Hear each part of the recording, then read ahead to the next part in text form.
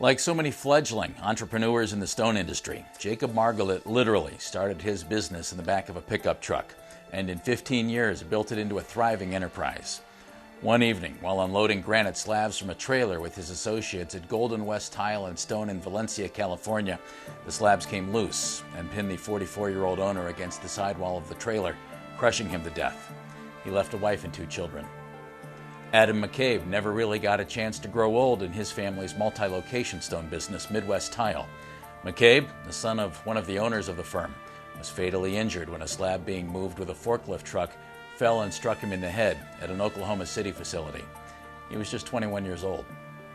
At Hanover, Maryland, Stacy Carl Moody, 41, an over-the-road truck driver, was preparing to unload granite slabs by himself at American Countertop Company. The slab suddenly slid off his truck's flatbed trailer and fell on top of him. He was pronounced dead at the scene.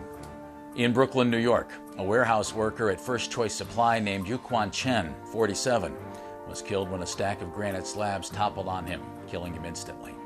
The list goes on and on.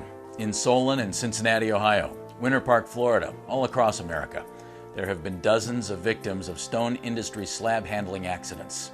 In fact, according to the Occupational Safety and Health Administration, more than 50 men were killed in stone-related accidents in the decade beginning in 2000. OSHA also analyzed 46 slab handling fatalities, which occurred between 1984 and 2006. 11 of the accidents occurred in stone yards outside the production area, and 3 involved storage of slabs in rack systems. Each of the 3 victims was crushed by several slabs weighing between 4,000 and 6,000 pounds. All of the victims went to work one morning and tragically never returned home, leaving behind a motorcade of distraught family members, mothers, fathers, wives, children, and more. And in the aftermath, there were sometimes shattered companies forced out of business because of the financial liability for the accidents. Countless other stone company employees have been injured while handling slabs, some so severely they never returned to work. The irony of it all is that most of these men were highly experienced in moving stone slabs and, in fact, had performed the same activities perhaps hundreds, maybe thousands of times in their careers. But as these graphic security camera video clips from a recent stone slab fatality in Florida demonstrate, on any given day, something terrible happens in the wink of an eye. Someone becomes complacent, equipment fails, the slab handler or his associates do not follow established procedures, or they were in a hurry to finish the job and took a shortcut. Rarely is it just a case of bad luck.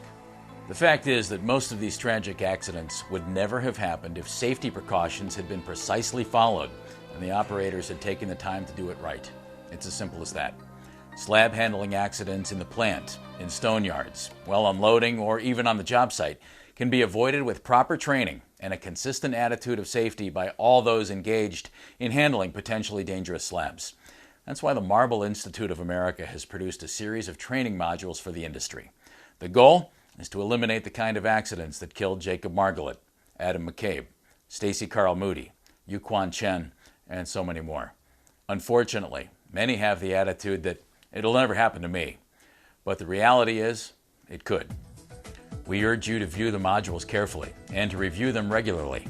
Created by a team of stone industry safety experts, they have been carefully crafted to show you the best slab handling practices in the industry, including those recommended by OSHA, and the hazards of not following proper procedures.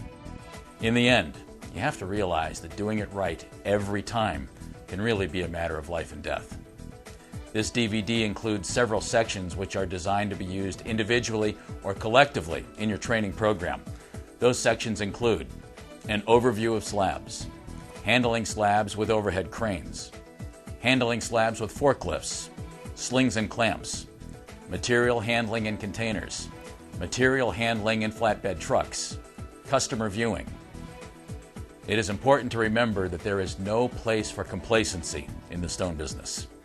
Finally, we would like to thank the primary sponsors of this program: Walker Zanger, MS International Incorporated, OHM International, Dal Tile, Architectural Granite and Marble, Midwest Tile, Mont Granite, Omni Surfaces, and Marble and Granite Incorporated. Without their support, this training package would not be available.